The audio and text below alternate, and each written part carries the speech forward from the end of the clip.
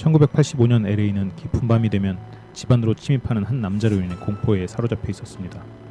79의 할머니와 8살짜리 아이를 포함해서 그의 손에 목숨을 빼앗긴 사람이 14명. 그는 희생자에게 사탄을 숭배할 것을 명령하기도 했고 범죄 현장에 이상한 문양을 그리기도 했습니다. 자, 지금부터 1985년 LA를 공포로 몰아넣은 잔인한 살인마 나이트 스토커 리차드 라미레즈에 대해서 이야기해보겠습니다.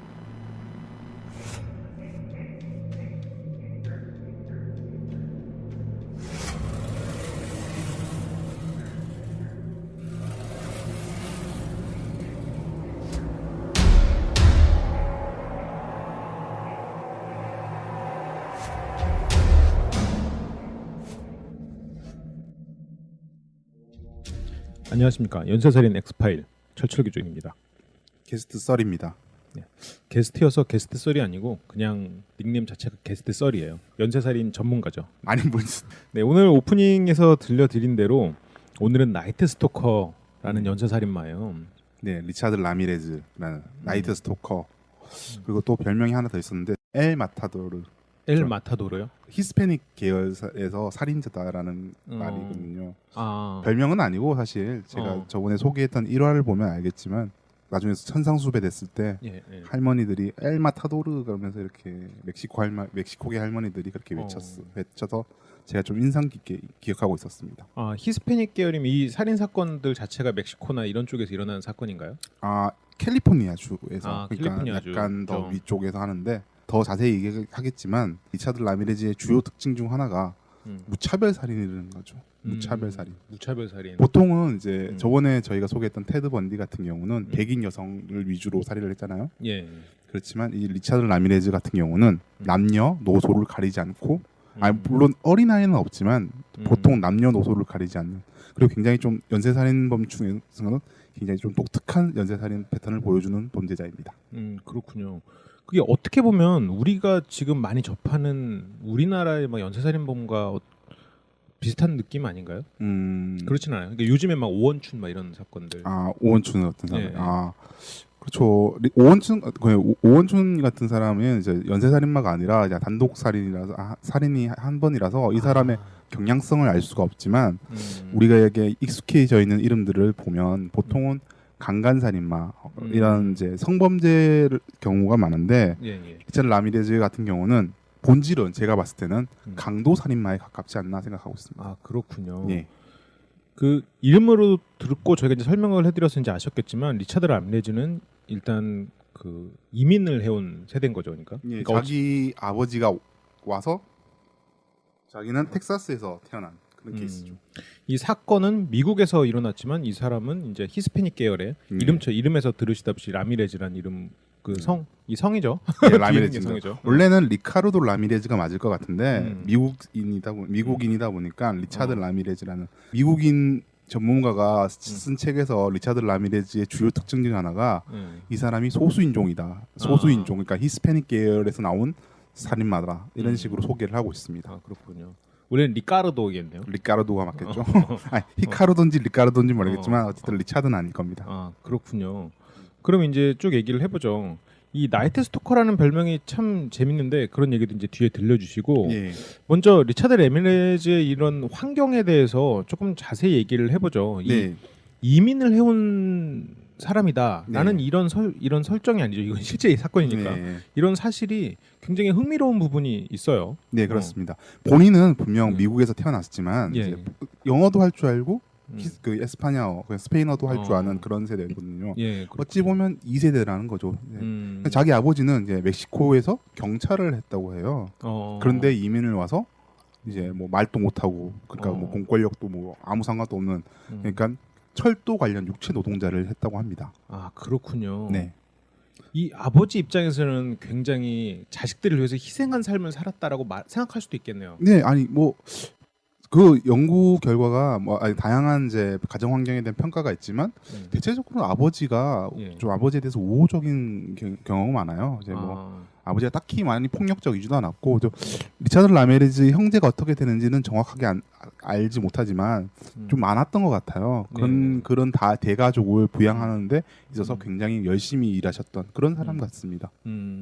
근데 이 아버지의 약간 감정이입을 해보면 내가 경찰이었으면 그래도 어느 정도 그 상위층이었단 말이야. 그러니까 그쵸. 완전 하층은 아니었단 말이에요. 네. 근데 지금 여기 이제 미국으로 넘어와서 거의 이제 하층 계급으로 살았던 거잖아요. 네. 이제 그 뭘 한 거죠? 이제 완전 그 육체 노동자가 네. 된 육체 거잖아요. 노동자가 됐다고. 뭐 철도 관련해서 막 철도에서 막 그런 거 깔고 막 그런 걸 했나 봐요. 아마 그런 것 같습니다. 네. 저도 정확하게는 모르지만 어. 아마 그런 걸 했다는 것 어. 같습니다. 뉘앙스가 그렇죠. 그런 그런 인터뷰나 이런 뉘앙스를 보면 네. 완전 이제 하층 계급이 돼버린 거잖아요. 근데 네.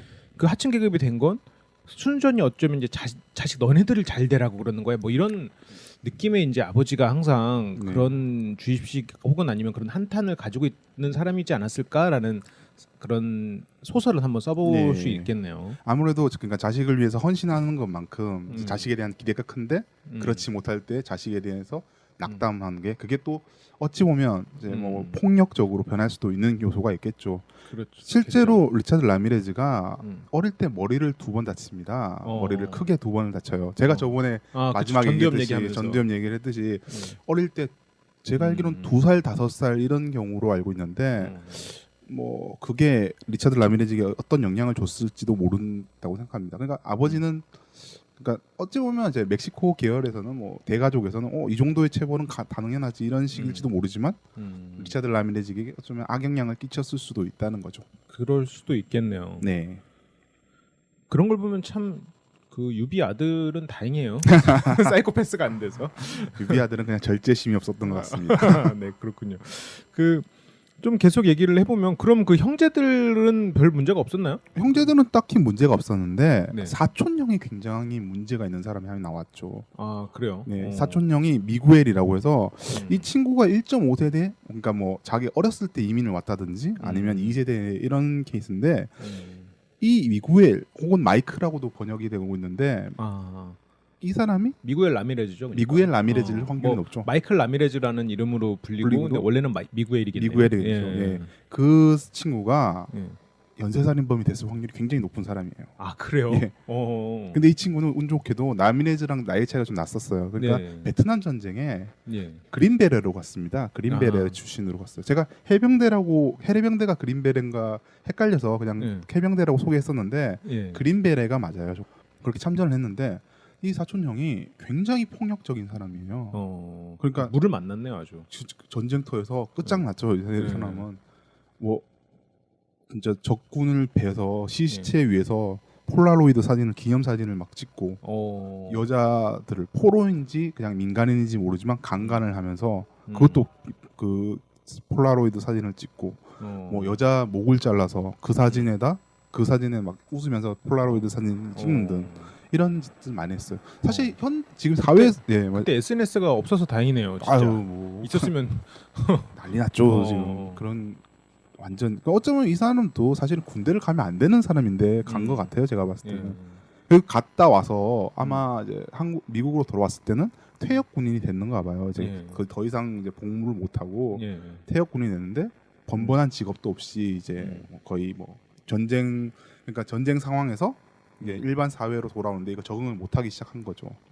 이 폴라로이드 사진을 10살 남짓했던 리차드 라미레즈에게 보여주면서 이게 뭐 내가 멋진 일을 했어 뭐 이런 식으로 과시한 거죠. 그럼 리차드 라미레즈가 무엇을 보고 배웠겠어요? 그러면 소장님이 말씀하시는 그 환경, 교육 환경 이런 게 최악의 상황에 있었던 거라고 보면 되지 않을까. 그렇군요. 봅니다. 뭐 아버지는 실질적으로 영향을 미치기가 쉽지는 않았겠어요. 그냥 아버지는 항상 그 미국 사회에 억눌린 하층 계급민으로서 하지만 아버지가 못 배운 인간은 아니란 말이죠. 그렇죠. 경찰을 했던 사람이니까 뭔가 뛰어난 분임에도 불구하고 하층민으로서 억압받는 삶을 살고 계시고 그리고 사촌 형으로부터는 남자의 모습을 배웠단 말이에요. 그렇죠. 남자의 모습이 여자 목 잘라가지고 막 기념사진 찍는 그 뭔가 전쟁에서 영웅 취급도 어쨌든 영웅 취급을 받았을 거 그렇죠. 아닙니까? 그러니까 뭐 자기 아버지는 이제 약간 뭐랄까 좀 찌질하게 산다라고 어릴 나이에 봤으면 반대로 형은 사촌 형은 전쟁에서 영웅이 돼서 돌아왔다. 그리고 뭐 그 폴라로이드 사진을 보여주면서 이게 남자의 삶이다 이런 거를 주입했을 수도 있죠. 그러네요. 법을 수호했던 아버지는 하층민이 돼서 개같이 살고 있고 그 인간을 죽이던 그 인간을 죽여온 형은 사촌 형은 영웅이 돼서 돌아온 그렇죠. 거야. 이게 라미레즈가 보기에는 참 사회가 어떻게 보였을지는 라미레즈 눈에는 그리고 또 이제 이 사촌 형이 진짜 큰 범죄를 저지릅니다. 아, 한 그래요? 번은 어떤 거냐면 음. 자기 이제 결혼을 했었어요. 아, 예, 그러니까 예. 자기 라미레즈랑 자기랑 뭐 형수 이제 리차드 라미레즈한테 형수가 되는 사람이 있겠죠. 예. 이렇게 같이 있는데 남편이 뭐 직업도 없지. 그리고 맨날 뭐 여자 아내를 막 때리고 폭행하고 이러면 아내가 막 울분이 쌓여 있지 않습니까? 그래서 그렇죠. 남편한테 잔소리를 했나 봐요. 예. 그러니까 근데 이 미구엘 라미레즈가 아까 전에 말씀드렸듯이 이런 걸 참을 수 있는 사람이 아닌 거죠. 총을 들고 아내를 쏴버려요. 그래서 살인을 저지릅니다. 아, 그래요. 그거를 근데 리차드 라미레즈가 그대로 본 거예요. 아, 그 장소에 있었던 거예요? 예, 있었던 거죠. 그러니까 얼굴이 진짜 뭉개져 버린 형수들 보며 피를 진짜 피 냄새를 맡았을 거고 이런 것들, 이런 경험이 리차드 라미레즈에겐 굉장히 큰 충격이었지 않을까 저는. 이건 엄청난 경험을 네. 했네요. 그리고 리차드 라미레즈가 10살 때부터 예. 대마초를 마리화나를 피웠다고 해요. 예. 그러면 그 환경 자체가 굉장히 좀 그 이민자들의 집단들의 환경 자체도 그렇게 우호적이진 않았을 것이라 이렇게 생각하고 그렇겠죠. 있습니다. 그러면 그 사촌 형은 감옥에 가나요? 아, 그게 또 웃긴 게 이 예. 사람이 또 전쟁 영웅을 취급받기 때문에 예. 정신병으로 인정받아서 예. 그 정신감호소 거기에서 4년밖에 안 있다 나옵니다. 그러니까 리차드 라미레즈가 과연 어떻게 생각을 했을까 궁금한 대목이죠. 그 많은 연쇄 살인마들이 사소한 범죄를 저지르고 네. 그게 합당한 처벌을 받지 않아서 법을 무시하게 되는 그런 네. 프로세스를 타잖아요. 리차드 라미레즈는 여기서 이미 그걸 탔네. 네, 그렇죠. 10살에 그거를 영웅의 모습을 봤네. 자신의 그러니까 처벌도 제대로 안 받는 자기 사촌형을 보고 또 그런 사촌형을 보면서 지금 리차드 라미레즈도 굉장히 어린 시절부터 절도 강도 행위를 하거든요. 네. 그럼 자기 사촌형한테 굉장히 많은 영향을 받았겠죠. 아마 그거도. 친척들 조심해야겠네요. 근데 그런 친척이면 사실 이제 어쩌면 우리나라 같으면 쟤랑 못 놀지 마 이렇게 됐을 건데 네. 저 동네도 또 히스패닉들이 또 약간 대가족을 이루는 그런 패턴이 있어서 아마 그런 것 때문에 뭐 좀 리차드 라미레즈가 그래도 계속 영향을 받지 않았을까 생각됩니다. 그렇죠. 이게 폭력이라는 게 어느 순간 거기 물들으면 자기가 폭력을 쓰고 있다는 걸 인식을 못 하잖아요. 우리가 군대에서 많이 경험했잖아요. 폭력에 물든 사람들을 보면 네. 그렇죠. 내가 당할 때는 굉장히 폭력 이제 막 엄청나고 이런 걸로 느껴지지만 막상 내가 할 때는 별거 아닌 것처럼 느껴지는 그렇죠. 그러면 리차드 라미레즈 이게 1980년대 네. 일이죠. 80년대 살인, 84년에 살인을 하고 85년에 본격적인 살인 행각들이 이어졌던 거죠. 그러면 그렇군요. 네, 그런 덕분에 1980년대 미국 대중문화, 그러니까 20대가 겪고 있던 1980년대 미국 대중문화의 표본 같은 사람이기도 합니다. 거친 헤비메탈 음악의 열광적인 팬이었어요. 자신의 범죄 행각이 드러난 자신의 범죄 행각, 이제 앞으로 소개할 범죄가 이제 그 모티브가 됐다고 할 만한 노래가 있는데 이제 이게 AC/DC라는 그룹의 나이트 프롤러예요. 나이트 프롤러가 무슨 뜻이냐면 제가 프롤러가 도대체 무슨 뜻인가 싶어서 찾아봤는데 프롤러구나. 나 플라워인 줄 알았는데. 그냥 프롤러라고 찾아봤어요. 네. 프롤러인데 예. 그게 무슨 뜻이냐면 범죄 대상을 찾는 사람이란 뜻이에요. 그러니까 노래 제목 자체가 밤에 범죄 대상을 찾는 사람들 뭐 이런 뜻인 거죠. 거의 뭐 나이트 스토커 자체 그렇죠. 거의 동음 이어 같은 수준이네요. 리차드 라미레즈가 잡히지 않았을 때도 이미 이 사람이 이제 그러니까 한번 피해자가 이제 이 사람이 AC/DC 모자를 쓰고 범죄를 저지른 적이 있어요. 그러니까 그 사람들의 노래를 연상케 하는 범죄다라고 이제 수사당국은 이미 주목을 하고 있었죠. 그런 면에서는. 그렇군요. 이미 그 헤비메탈을 어떻게 보면 상징하는 아이콘처럼 그 시대에 떠올랐을 수도 있겠네요. 네, 뭐 또 뒤에 더 자세하게 얘기했지만 자신의 범죄 행각이 드러나서 자기가 또 그런 헤비메탈 그룹처럼 헤비메탈 가수처럼 이제 인기 가수처럼 취급받기도 합니다. 일부 팬들한테는, 일부 사람들한테는. 그 굉장히 인기가 많았던 범죄자 중에 한 명으로 기억하고 있어요. 그리고 이 리차드 라미레즈가 미국 대중문화의 표본이라고 말씀하셨는데 그렇게 되는 또 하나의 이유가 패스트푸드를 또 그렇게 좋아했다고 그래요? 예, 맞았어요. 그렇게 맞죠. 근데 문제가 이 친구가 패스트푸드는 그렇게 좋아하면서 예. 이는 안 닦는 거예요. 이를 안 닦는다고요? 그러니까 엄청나게 부모님 말씀 되게 듣기 싫었나 보다. 모르죠. 뭐 제가 제대로 기억하는 건지 모르겠지만 악마주의자는 뭐 이를 닦지 않는다. 이 사람이 자기를 악마주의자라고 하거든요. 예. 이를 닦지 않는다 이런 식으로 얘기를 합니다. 그러니까 나중에 범죄 피해자들이 이 사람 보고 이 냄새가 너무 심했다 이런 식으로 그거 진술을 하게 되죠. 이것 때문에 나중에 덜미가 살짝 잡히기도 합니다. 냄새 때문에 잡히는 거야. 예. 그러니까 부모님 말씀 잘 들어야 돼. 진짜 그렇군요.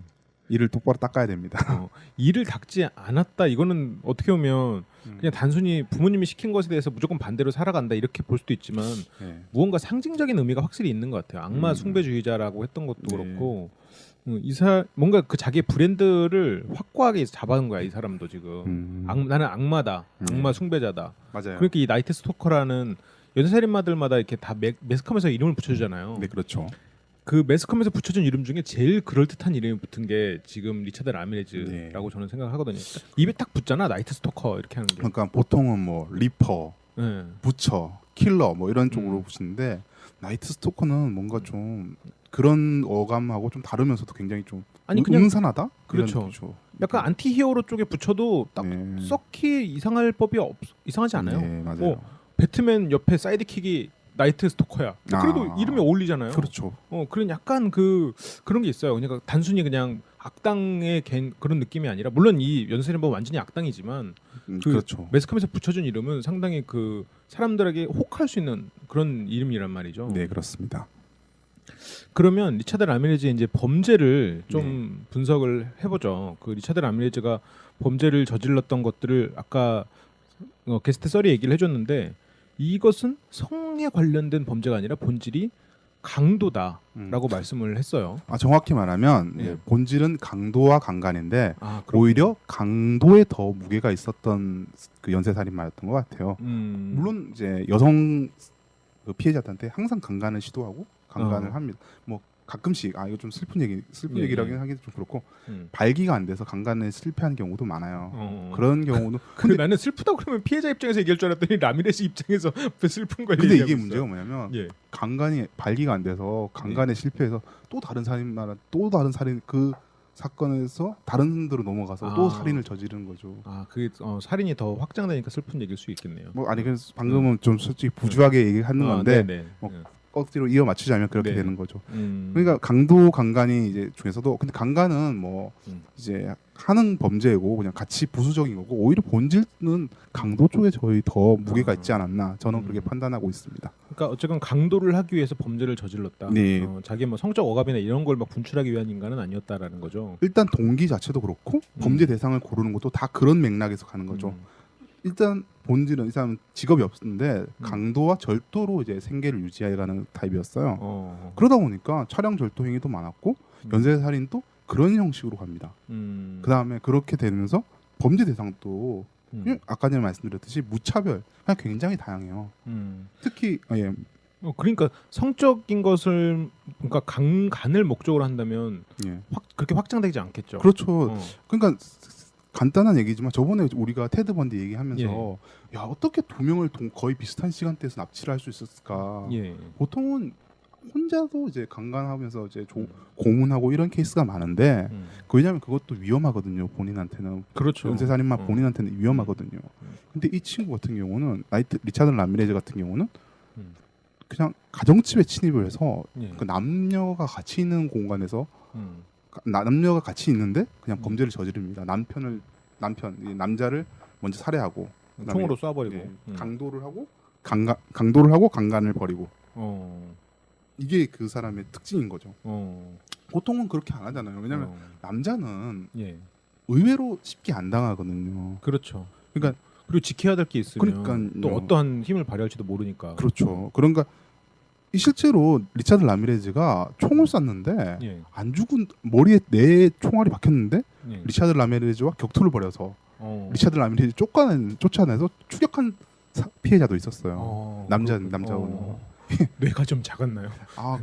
그게 아니라 뭐 의외로 사람이 잘 안 죽는 거죠. 생각보다 총을 맞는다고 해서 바로 죽지는 않나요. 그렇죠. 그러니까 그 총알의 또 구경에 따라서 또 그냥 박히면 그게 이제 관통을 해버리면 즉사를 할 수도 있어도 관통을 한 상태에서는 그게 살아남아서 왜냐면 그 부위에서 막 뭐가 새 나오진 않으니까 예. 활동이 가능한 그렇죠. 다고 생각할 수 있죠. 그러니까 남자 특히 여성들의 생명도 좋지만 남자 같은 경우는 저항할 수 있는 위험이 굉장히 많습니다. 그런데도 리차드 라미레즈는 강도 행위를 위해서 이제 범죄를 저지르는 거죠. 그러니까 뭐 범죄 범죄 대상이 굉장히 다양하고 그 다음에 특히 이제 전문직 고연령 부부가 상당히 많아요. 그렇겠지. 대상 중에. 왜냐하면 자기도 이제 젊은 이제 소장님 같은 분한테는 더 함부로 덤비다가는 저항이 심할 수도 있고 이러니까. 그렇죠. 돈도 없고. 돈은 있지 않았어요? 그러니까 딱 그 돈이 내 세대보다는 아무래도 위에 이제 연령이 있으신 분들이 돈도 그렇죠. 많고. 아마 집 같은 걸 보면 이제 예. 잘 사는 집. 이 친구가 그냥 아무 집이나 들어간 건 아니고 밖에서 좀 그렇죠. 보면서 이제 창문이 열렸다든지 이런 거를 지켜보고 들어가는 케이스였기 때문에 그런 식으로 이제 고연령 전문직 아니면 뭐 퇴직하신 분들 이런 부부들을 상대로 범죄를 많이 저지릅니다. 확실히. 그렇군요. 인종도 안 가리죠. 그러니까 그런 거면서. 그럼 뭐 사회에 대한 분노 이런 게 아니라 그냥 단순한 강도 살인마인데 굉장히 포장이 잘 된 케이스일 수도 있겠군요. 네. 이 사람의 실제 목적은 그러다 별게 없었군요. 네, 그렇죠. 음. 그 앞서 말씀드렸듯이 집안으로 침입하는 형태의 범죄가 많이 되는 거죠. 그러니까 뭐 이게 자신의 악명 탓에 이제 예. 나중엔 뭐 나이트 스토커 무섭다 이러니까 예. 사람들이 보안 시설을 강화한다든지 경계를 강화하게 되니까 자기가 이제 원래 범죄를 자주 저지르던 공간에서 도저히 범죄가 안 돼서 다른 지역 약간 뭐 LA의 다른 지역으로 뭐 이런 식으로 이동하기도 합니다. 캘리포니아가 방범이 너무 잘 돼서 LA로 간 거야? 아니 전체적으로 LA에서 주로 범죄를 했는데 예를 들어서 뭐 이런 거죠. 서울 종로에서 항상 범죄를 하다가 강남 종로 이렇게 하다가 안 되니까 강동구 혹은 강서구 이런 식으로 그런 식으로 간 케이스라고 생각하면 될 것 같습니다. 그렇군요. 그러면 이 라미레즈가 이 본질로만 따지면 별로 대단할 게 없단 말이죠. 그런데 이 라미레즈가 사람들한테 그렇게 각인됐던 그런 요소에 대해서 우리가 좀 알아야 될 것 같아요. 예. 뭐 일단 범죄 수법이나 이런 것들이 너무 잔인했어요. 보통은 이제 연쇄살인마든지 저번에 말씀드렸지만 예. 뭐 이런 표현이 좀 맞는지 안 맞는지 모르겠지만 경로 의존성이라고 하죠. 이게 했던 걸 또 한다는 했던 거죠? 거. 그러니까 범죄 수법도 그렇고, 그러니까 범죄 도구도 이제 뭐 칼을 쓰면 칼을 쓰고 렌치를 쓰면 렌치를 쓰고 뭐 그렇죠. 손에 익은 무기가 있으니까. 그렇는데 이런 사람이 없습니다. 그냥 집히는 대로 씁니다. 총을 많이 쓰긴 하는데 칼로도 망치로도 이거 뭐 지렛대라고 하나 뭐 문 뜯는 거 할 때 쓰는 거 있잖아요. 그러니까 끌이라고 하나 그것도 쓰고 뭐 손에 잡힌 대로 빠루 그렇죠. 빠르죠. 맞나요? 아닌가? 맞습니다. 맞는 것 같아요. 빠루 맞죠. 빠루 맞는 것 같아요. 그런 식의 그러니까 둔기죠. 벤치 뭐 이런 것 뭐 그런 범죄 너무 많이 쓰니까 그런 식으로 잔인해요. 일단 범죄 수법이 너무 잔인합니다. 그렇군요. 특히 남자를 일단 자기가 제거하는 게 일단 목표이기 때문에 남자는 상당히 공격적으로 제거합니다. 그러니까 총을 3발을 쏜다든지 얼굴에 3발을 쏜다든지 처음부터 뭐 깨우자마자 막 망치로 내려친다든지 이런 것들이 그런 꽤 많고 두 번째는 이제 자기 과시형이 굉장히 심하다는 거죠. 그 범죄 중에서도 과시를 한 게 있나요?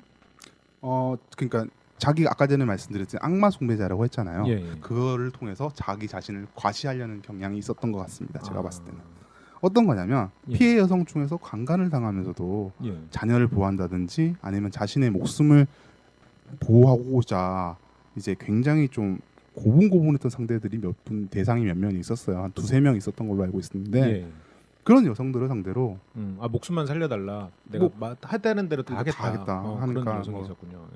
그리고 또 성적으로 좀 매력이 있었나 봐요. 그렇게 되면 그러면 이제 이 친구가 사탄을 사랑한다라고 맹세해라. 혹은 뭐 사탄한테 키스를 해라. 뭐 이런 식으로 이렇게 하는 겁니다. 그러면 여성들이 하면 되게 좋아해요. 또 그거를 만족하면서 살려줬나요? 강간하면서. 그러니까 어떤 40대 부인이었는데 남편이 죽었는지 안 죽었는지 잘 기억이 안 나요. 아들이 8살 아들이 있는데 8살 아들을 보호하기 위해서 그러니까 그 라미레즈가 악취를 풍기면서도 이제 강간을 하는데 굉장히 잘 받아줬나 봐요. 그러니까 이 친구 굉장히 만족해서 야, 난 너 원래 다 죽이는데 왜 내가 널 살려두는지 모르겠다라고 하면 가버립니다. 그냥 악마를 이제 사탄을 숭배하라 이런 식으로 복종 의식을 받았는 다음에 그냥 떠나버립니다. 그리고 마지막 범죄에서도 마찬가지로 여자 피해자가 음. 좀 고분고분했어요. 아, 그러니까 사탄을 사랑해라, 사탄 어. 사랑한다, 복종하라, 네. 사랑한다. 그러면 뭐 좀 뭐 오랄 섹스를 강요한다든지 한 다음에 그냥 떠나버립니다. 그런 식으로. 정말 변태적이네요. 그러니까 이 악마 숭배가 자신이 뭐 진짜 악마를 뭐 이렇게 열렬히 숭배한 것일 수도 있겠지만 어쩌면 자기의 범죄의 독특함, 뭐 혹은 자기 자신을 과시하기 위한 하나의 수단이 아니었는가 이런 생각도 해볼 수 있겠죠. 결국 그냥 생계를 위해서 범죄를 저지름에도 불구하고 자기가 사람을 죽이는 거에 대해서 약간 스스로 정당성을 부여하기 위해서 그런 짓을 한 게 아닌가 싶어요. 뭐 우리나라의 우리나라 연쇄살인마들은 이름을 거론하지 않겠지만 예. 그 사람들의 같은 경우 어떤 연쇄살인마는 이제 그러니까 잡았어요. 처음 잡았는데 예. 그 저번에 말씀드렸지만 알고 잡지는 않습니다. 생각보다 모르고 잡은 경우도 꽤 있어요. 우리나라 그렇군요. 연쇄살인마. 잡았는데 보니까 원시살인마였어. 그또 별로 말도 안 해요. 그냥 잡범 취급하니까 발끈해서 어. 내가 몇 명 죽인 줄 알아. 뭐 이런 식인 거예요. 진짜 병스럽네요. 그러니까 정말. 경찰도 처음에는 안 믿죠. 뭔 소리야? 그러면서 이랬는데 어. 얘가 범죄자만 알 수 있는 거를 얘기하는 겁니다. 그러면. 어. 오 대박이다. 이런 식 어. 그런 거랑 비슷한 맥락이 아닐까. 나 잡범 아니다. 나는 대단한 사람이다. 뭐 이런 식으로. 난 악마 숭배자고 악마를 믿고 그래서 범죄를 저지르고 있다. 이런 느낌을 굉장히 주려고. 근데 뭔가 악마 이런 거를 언급하는 건 집안에서 어느 정도 종교적인 그런 냄새가 있는 집안이었나 봐요. 아무래도 또 히스패닉들은 예. 가톨릭이 많잖아요. 그렇군요. 집안은 가톨릭 좀 독실한 집안이었던 것 같아요. 근데 그러니까 애가 어릴 때 비행을 저지르고 이러니까 예. 어머니가 야 애를 가톨릭을 좀 더 열심히 다니게 해야겠다 이렇게 했는데 그때 어쩌다가 성당에 가서 뭐 악마 관련 서적을 읽었나 봐요. 심취해가지고 이제 자기는 악마 숭배자라고 해서 했는데 보면 그냥 가톨릭 사람들이 이제 주 예수 그리스도 믿듯이 그걸 대상만 사탄으로 바꾼 그런 케이스 같죠. 그렇군요. 네. 나이트 스토커가 또 유명해진 것 중에 하나는 그걸 또 새기기도 한다면서요? 네. 뭐 그냥 범죄 현장에 이제 예. 뭐 펜타그램이라고 하죠. 이제 예. 별에다 이제 동그라미 치는 거 있잖아요. 예, 예. 그런 거를 남긴다든지 피해자 시신에다가 펜타그램을 이제 뭐 새긴다든지 하는 행위를 몇 번 했다고 해요. 그것 때문에 이제 쫓던 경찰들이 예. 악마 숭배자 연구자, 악마 숭배 연구자 하는 악마 숭배자들을 찾아서 범죄에 어떤 영향을 줬는가 이런 걸 연구하기도 했습니다. 근데 그건 딱히 연구는 도움이 안 됐을 것 같아요. 그렇게 보면 그냥 이런 건 있었겠죠. 뭐 악마 숭배자 중에서 약간 껄렁껄렁한 애 없냐 이런 식으로 정도 이런 뭐 얘기가 나오지 않았을까. 그렇군요. 라미레즈가 근데 악마 숭배자인 것을 드러냈을지는 뭐 잘 모르겠습니다. 아까 전에 마지막에 말씀드렸던 예. 그 여성 피해자가 있었던 사건 있잖아요. 예. 그 여성 피해자가 어떤 사건이었냐면 이 사람의 그러니까 이 사례가 리차드 라미레즈의 범죄를 그대로 보여주는 경우죠. 처음에 이제 아까 그 세 발 쐈던 거. 세 발 쐈던 예. 그 경우예요. 예. 그러니까 남자 집입니다. 남자인데 이제 약혼녀랑 같이 이제 자고 있는데 예. 리차드 라미레즈가 싹 침입을 했죠. 예. 남자를 처음에 세 발을 쏴서 죽였어요. 예. 죽인 다음에 여자를 깨웁니다. 여자가 뭐 기척이 났으니까 깨겠죠. 그죠. 총소리가 들었으니까 일어났겠죠. 그러니까 저는 이거에 대해서 좀 이상한데 음. 이 사람이 이제 소음기를 달고 쐈는지 아닌지 그거에 대해서는 얘기가 또 별로 없어요. 생각보다. 네. 그러니까 총을 소음기를 달았을 가능성이 크겠구나. 그죠. 예. 아무래도 주변 사람도 있고 하니까. 예. 그러니까 좀 약간 이제 우리나라처럼 이렇게 밀집한 곳이 아니라 약간 외곽 근교에 이제 예. 집이 뭐 한 채 약간 떨어져 있는 그런 식의 대상을 골랐던 것 같은데 예. 그래도 총소리면 원래 들었을 거 아닙니까? 예. 그러니까 아마 소음기를 썼을 것 같아요. 제가 예. 얘기는 안 나오지만 예. 어쨌든 그 여자를 깨운 다음에 아까 전에 뭐 강간을 합니다. 강간하면서 이제 야 왜 이 집엔 돈이 없냐 이런 식이 된 거죠. 예. 막 투덜투덜 거니까 여자는 살고 싶잖아요. 그러니까 얘 비위를 거스리는 행동은 하나도 하면 안 되니까 예. 자기가 생각했을 때 남자친구가 어디 돈을 숨기더라. 그러니까 저기에 있을 거다. 그러니까 예. 이 남자가 돈을 찾고 리차드 라미레즈가 돈을 찾고 만족했나 봐요. 예. 여자도 또 말도 잘 듣고 이러니까 아까 전에 말씀드렸듯이 악마 숭배할래? 이렇게 해서 숭배해라. 뭐 악마 사랑한다 해라. 그러니까 뭐 오랄 섹스를 강요하고 그 다음에 만족했나 봐요. 그러니까 여자한테 그때 또 이제 나이트 스토커라는 존재 자체는 굉장히 유명해져 있었거든요 이미. 자기가 나이트 스토커인 건지 사람들이 모르지만 나이트 스토커에 대한 유명해졌기 때문에 나이트 스토커 왔다 갔다 이렇게 전해라 이렇게 하면서 음. 여자를 살려두고 자기는 떠납니다. 어. 그럼 여자는 당연히 이제 피해자인 동시에 목격자가 되는 거잖아요. 그렇죠. 최고의 뭐 증언들이 나오는 거죠. 이 사람의 범죄 행각 같은 거 다 나오는 거죠. 그리고 그때 이 범죄가 이뤄졌던 인근의 이웃에 제임스 로메로 3세라는 10대 청소년이 있었어요. 예. 자기 아버지 집 부모님 집에 살고 있는데 차고에서 오토바이를 고치고 있는데 예. 이상한 차 하나가 도요타였죠. 이상한 도요타 하는 데 가서 검정색 옷을 입은 남자가 어슬렁 동네에서 하니까 뭐 이 동네가 뭐 사람들이 많이 오가는 동네도 아닌데 예. 저러니까 좀 이상했나 봐요. 그래서 번호판을 외워놨던 거죠. 뭐 그래서 당장 경찰들이 왔을 때 번호판 알려주니까 그럼 뭐 빼도 박도 못하는 거지. 그렇죠. 근데 또 이게 절도 차량이었던 거죠. 절도 차량이었던. 그래서 절도 차량이라서 그래도 이제 번호판 알고 있으니까 이 차량을 리차드 라미레즈가 버립니다. 그 버린 차를 찾자마자 이제 지문 검색 같은 거 들어가는 거죠. 바로 리차드 라미레즈의 지문을 발견했던 거죠. 그러니까 여기서 이 범죄를 보면 안 쓰지? 좀 어찌 보면 약간 허술하잖아요. 허술하죠. 지금. 네, 허술하고 자기 과시가 너무 심한 것 같고 또 이 자기 과시에 비해서 그리고 동기도 별품 없어. 네. 별거 없어. 그냥 뭐 강도하는데 남들까지 죽인 케이스죠 사실상. 그렇죠. 이 체포된 이후에가 아주 또 대단했어요. 예, 사실 리차드 라미레즈가 많은 사람들의 희생자를 냈지만 그래도 미국의 정말 유명한 연쇄살인범들의 횟수에 비하면 그 살인 피해자 희생자 수에 비하면 좀 부족한 건 사실입니다. 한 13명 정도였다고 알고 있으니까. 그렇죠. 13명 죽였다면 어마어마한 게 나쁜 악당이고 연쇄살인마지만 그 다른 이제 저희가 다루는 그 앞으로 나올 연쇄살인마들 뭐 평균을 따졌을 때는 좀 적은 수에 속하죠. 네. 그럼에도 불구하고 이 친구가 유명해진 거는 첫 번째 LA란 대도시에서 활동했다는 점과 두 번째가 이제 재판정에서 보여준 모습들이죠. 이제 체포가 됩니다. 그 다음부터 이제 자기가 이제 막 록스타처럼 이제 활동하기 시작하는 거예요. 그때부터 선글라스를 끼고 다니고 갑자기 선글라스를 끼고 다니고 그다음에 법정에서 기괴한 행동들을 하는 거죠. 뭐 헤드뱅잉 같은 거 하고 헤드뱅잉은 아닌 것 같고 막 검사나 판사가 얘기하고 있는데 갑자기 막 음산하게 웃는다든지 뭐 썩소 막 지으면서 뭐 자기 찍는 카메라에 대고 자기 손바닥에 이제 새겨진 이제 펜타그램을 이제 펜타그램을 이렇게 보여주면서 막 씩 쪼갠다든지 그리고 이제 피해자들이 증인석에 오잖아요. 예. 그럼 아무 말도 안 하고 노려보는 거야. 반성의 기운 뭐 이런 것도 없어. 그냥 막 노려보면서 있으니까 피해자들이 오히려 증언석에선 피해자들이 벌벌벌 떠는 이런 모습들이 연출되는 거죠. 또 그런 모습 때문인지 저번에 우리가 테드 번디 때 말해줬던 또라이들이 또 나옵니다. 뭐냐면 이제 라미레즈의 팬. 연쇄살인마만큼 나쁜 애들 같다 걔네들은. 뭐 아까 저번에 테드 번디 때 얘기했던 진짜 뭐 동정심. 이 사람은 무죄일 거야. 저 사람의 무죄 난 알고 있어. 이런 식도 있고 또 한쪽은 그냥 좋은 거예요. 진짜 나도 그 악마를 숭배하고 싶은 거야. 저 악마 쿨한데. 그러니까 피해자들의 고통은 신경 안 쓰고 쟤 멋진데? 뭐 이런 식인 거죠. 그러니까 걔가 막 법정에서 피해자들 노려보고 겁을 주고 막 거기서 당당하게 한다고 생각하고 그 사람을 또 숭배하는 게 생길 수도 있는데 그거는 정말 그 이면을 전혀 안 보는 거지. 사람을 죽이고 다닌 거잖아. 그 피해자의 그런 걸 생각을 해야지. 나는 안 아프다는 거죠.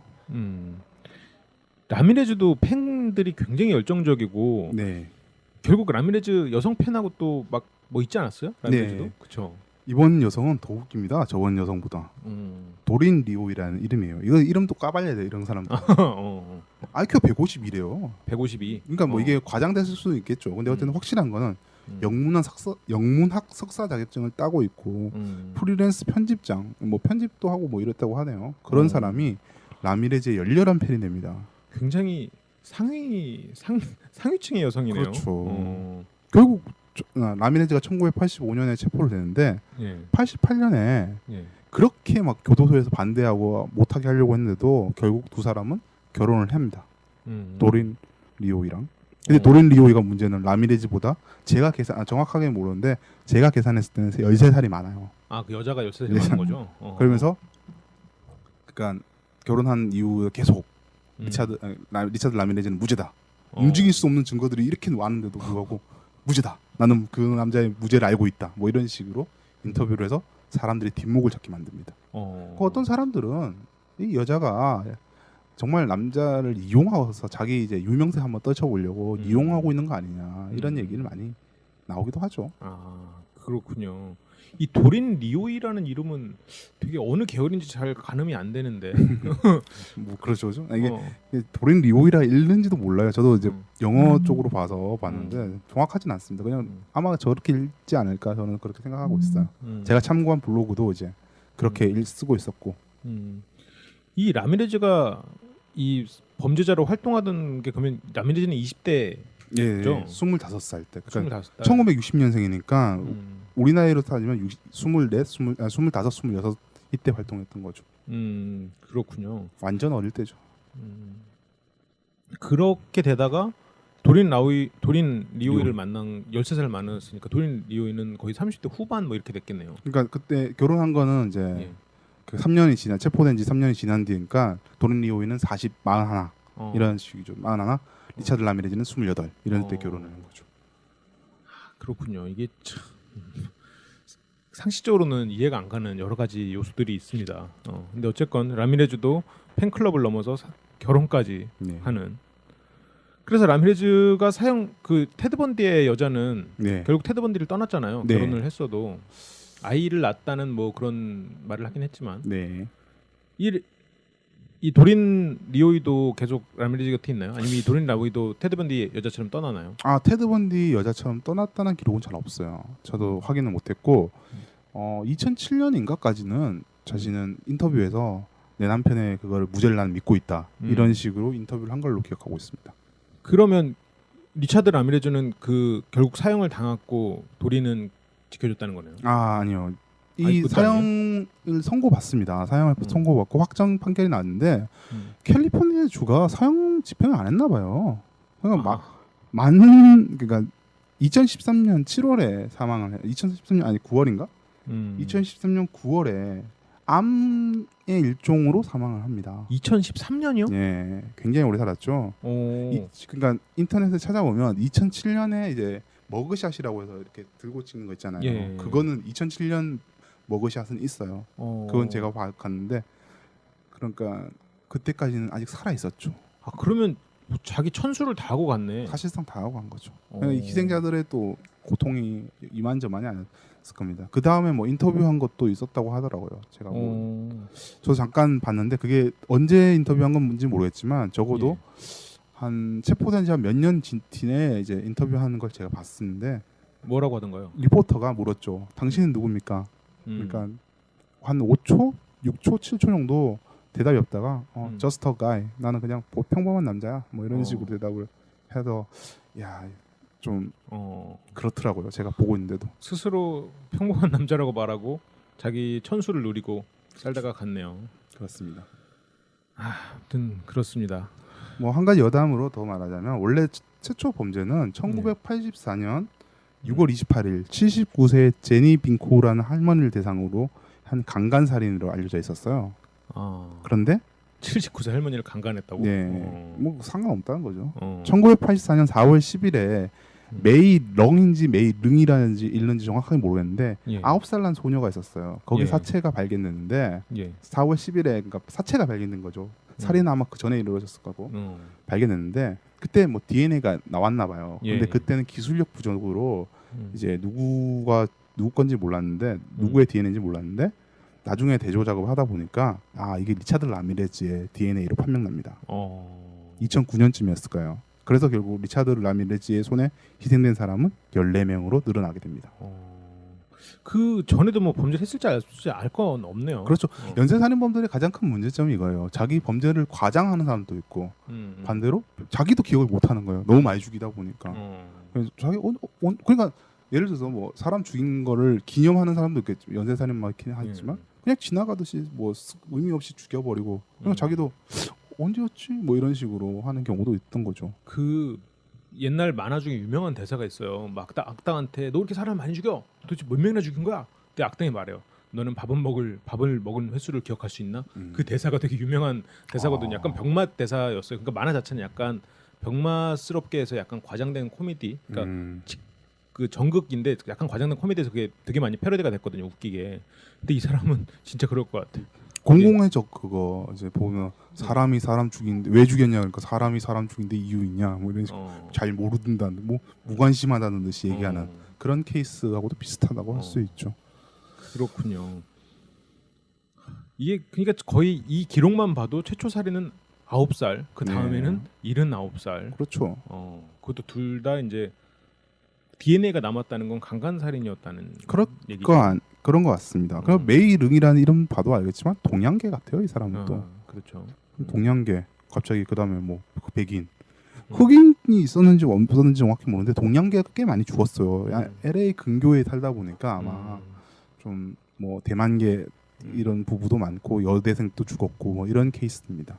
LA 자체가 좀 동양인들이 많이 사는 도시죠. 그렇죠. 그러니까 뭐 LA 다저스에 항상 동양인 그 순수가 들어가는 게 다양한 인종들이 살고 있고 그곳에서 그러니까 무차별적으로 살인을 저지른 그러니까 굉장히 무서워. 어제 LA가 정말 공포로 떨었다고 하니까 한 해 동안 천사들의 도시가 악마에게 벌벌 떨었네요. 그럴 수밖에 없죠. 천사는 안 지켜주니까. 그렇군요. 그래서 LA 다저스는 뭐 박찬호라든가 여러 가지 이제 동양계 선수들이 가는 게 LA 시민들에게 야구에 대한 그런 덕심을 올려주기 위한 그런 마케팅의 일환도 있는 걸로 알고 있어요. 네, LA 뭐 이건 완전 딴 얘기지만 LA 다저스가 굉장히 진보적인 구단이라고 하더라고요. 그래요? 미국에서 뭐 원래 동부에 있다가 과감하게 서부로 이전했었고 뭐 히스패닉계도 제일 먼저 등용했었고 흑인 선수도 제일 먼저 썼고 메이저리그에 제일 먼저 데뷔시킨 구단 이런 식으로 알고 있습니다. 그 영화도 있어요. 흑인 선수가 데뷔한 거에 대한 영화도 있죠. 그렇군요. 네. 유현진 화이팅입니다. 이 라미레즈가 가지고 있는 그 의미가 굉장히 커요. 이제 저희가 오늘 리차드 라미레즈에 대한 얘기를 쭉 했는데 그 우리나라 숨바꼭질도 그렇고 외국의 뭐 보그만 이런 영화들을 보면 그 이민자들에 대한 공포가 굉장히 많이 담겨 있거든요. 그렇죠. 아무래도 우리 사회에 적용 못하는 또는 이질적인 존재로서 그러니까 혹은 또 우리보다 하층 존재로서 뭐 이렇게 취급하려는 경향이 있는 것 같습니다. 그런 또 우리나라 같은 경우는 뭐 제가 그거를 하는 건 아니에요. 이제 국제 결혼을 비난하는 건 아닌데 국제 결혼을 하면서 이제 간간히 보도되는 이제 남편들의 이제 애정 없는 결합 그리고 남편들의 폭력 사태들 이런 것들을 위한 피해다 이런 것들 그런 환경 속에서 애들은 큰단 말이죠. 애들은 자라고 크고 있고 그러면서도 또 사회적으로는 얘들 혼혈아 혼혈한 한국 사회의 정당한 일원이 아닌 것처럼 취급하는 분위기. 군대도 이 사람 물론 다 군대 가기 싫지만 우리는 갈 수 있지만 가기 싫은 거고 그 친구들은 갈 수조차도 없어요. 제가 알기로는 아직까지는. 결국 그러면 국민의 의무인데 그 친구들은 국민으로서 대접을 못 받고 있는 것 수도 있네요. 네. 그런 부분은. 하인드 워즈인가요? 옛날에 하인드 워즈 그 사람이 대통령하고 면담할 때 우리 군대 문제 이런 거 좀 잘 생각해봐야 되지 않겠느냐 이렇게 충고를 했었는데 아직도 그거 해결 안 된 걸로 저는 알고 있거든요. 정확하진 않습니다. 근데 지금 뭔가 이런 대우가 안 되면서 갑자기 이제 군대부터 보내면 그건 더 문제일 것 같아. 그러니까 이렇게 군대를 보낸다는 것보다는 이제 너도 우리나라 우리 시민이다, 우리 국민이다라는 걸 인정해준다는 차원이죠. 옛날 병역이 원래는 이제 좀 특권 같은 개념이었어요. 지금은 다 아니지만 옛날에는 특권이었잖아요. 그러니까 화랑제도 이런 걸 생각해 보면 이게 이제 그 밑에 사람들은 노역을 하고 위에서 군인에 가는 거는 이제 특권이 맞죠. 예전에는 통일신라의 뭐 이제 구서당이라고 해서 중앙군 같은 거는 이제 뭐 고구려 출신, 백제 출신 다 뽑았거든요. 다 민족 융합, 우리 같은 패밀리야. 이런 뭐 사실 그렇게 안 해주지만 그래도 뭐 상징적인 그런 것들. 그 안에서도 파벌이 나뉘긴 했겠지. 다시 신라 애들이 채찍질하고 있겠죠. 그랬겠지. 경주 애들이 채찍질하고 그랬겠지. 그런데 어쨌든 그런 상징들 그러니까 지금 사회적 차별도 있고 가정적으로도 지금 굉장히 취약한 계층의 아이들이 지금 자라고 있단 말이에요. 이제 한 10년 있으면 그들이 20, 30대, 30, 40대를 구축하기 시작하는 때가 되는데 과연 여기서 만약에 리차드 라미레즈가 나오는 환경을 조성하고 있기도 하고 만약에 나오면 또 우리 사회가 쟤들 봐 저런 애들이야. 쟤들은 저런 문제점인 거야. 이런 식으로 매도하지 않을까 그런 걸 한번 이제 리차드 라미레즈 사건을 보면서 우리가 한번 생각해 보면 좀 의미가 있지 않을까 생각합니다. 그렇군요. 그 이민자 가정에 대해서 그 부모들이 편안하게 다른 부모들처럼 똑같이 대접받고 남편도 아내를 믿고 아내도 남편을 정말 왜냐면 그 선봐서 결혼한 게 이혼율이 높지 않아요 원래 네. 별 차이가 없어요. 근데 단지 이게 외국에서 왔다는 것 때문에 이제 주변에서 뭐라고 하는 거야. 돈 보고 한 거야. 막 이렇게 하기도 하고 그 시각 자체가 바뀌어야 될 것 같아. 지금 개썰이 말을 해준 대로 그런 식으로 하면 뭐 해외에서 온 사람들이 문제 있는 게 전혀 아니거든요. 그렇죠. 단지 이제 우리의 시각이 어쩌면 문제가 있을 수도 있으니까 네. 그런 부분을 우리는 이제 조금 더 열린 마음으로 바라봐주고 따뜻하게 감싸주면 뭐 태어날 악마도 도망가겠지. 일단 이제 뭐 잘 잡아주겠죠. 뭐 악마의 기질이 있어도 얘 좀 이상한 것 같다 이런 식으로 해서 이 자체 사회 내에서 이제 더 감시도 해주고 이 친구가 문제가 있는 것 같아. 이렇게. 자들 라미레즈 같은 경우는 고향은 텍사스인데 예. 범죄는 다 캘리포니아에서 저지르잖아요. 어. 그러니까 살인범 같은 경우는 예. 잡범은 이제 텍사스에서 했는데 음. 자기가 있던 히스패닉 공동체를 떠나는 순간부터 연쇄살인마로 완전히 돌변하기 시작하는 겁니다. 이런 것들. 그러니까 지금 뭐 농촌에서 자라고 있는 이제 어쩌면 우리 혼혈 세대들 이 세대들이 갑자기 도시에 나왔을 때 갑작스럽게 통제 벗어나서 범죄자의 길을 걸을 수도 있는 위험에 처하지 않는가 그걸 한번 점검해 보면 좋을 것 같습니다. 너무 사회적으로 얘기했나? 저희가 이제 이민자 아니면 그 오신 분들에 대해서 얘기를 한 건 리차드 라미레즈라는 주제로 얘기를 했기 때문에 그분들의 포커스를 맞춰서 오늘 좀 더 얘기를 한 거예요. 저희 방송의 전반의 주제는 뭐 다양한 얘기가 계속 또 흘러갈 겁니다. 오늘 이민자에 대한 얘기는 라미레즈에 대한 사례가 나와서 저희가 이제 그것에 대해서 조금 더 언급했다라는 걸 말씀드리고 그러면 오늘 방송은 이 정도에서 마무리를 짓도록 하죠. 네, 알겠습니다. 오늘 굉장히 흥미로운 주제였던 것 같아요. 굉장히 유명한 연쇄살인범 중에 하나였고 저희 방송은 LBC 방송국 혹은 LBC 상담소 통해서 관련된 자료 카페 그 네이버 카페로 오시면 보실 수 있고 페이스북도 같이 있습니다. LBC 상담소, LBC 방송국 통해서 뭐 확인하시면 됩니다. 혹시라도 관련된 정보나 아니면 댓글 남겨주시고 싶으신 분들은 제 개인 메일 glack@naver.com으로 보내주시거나 아니면 뭐 아이튠즈, 뭐 팟빵 등 다양한 댓글을 남겨주시면 저희가 읽고 또 방송에 반영할 수 있는 것은 반영하도록 하겠습니다. 진짜 하나도 안 읽고 하시네요. 정말 다 술술 나오신다. 그렇죠. 난 머리가 좋으니까요. 멋집니다. 농담에 편집할 거야. 그래요. 그럼 오늘 방송은 마치도록 하겠습니다. 네. 저희는 그럼 다음 주에 만나요. 안녕.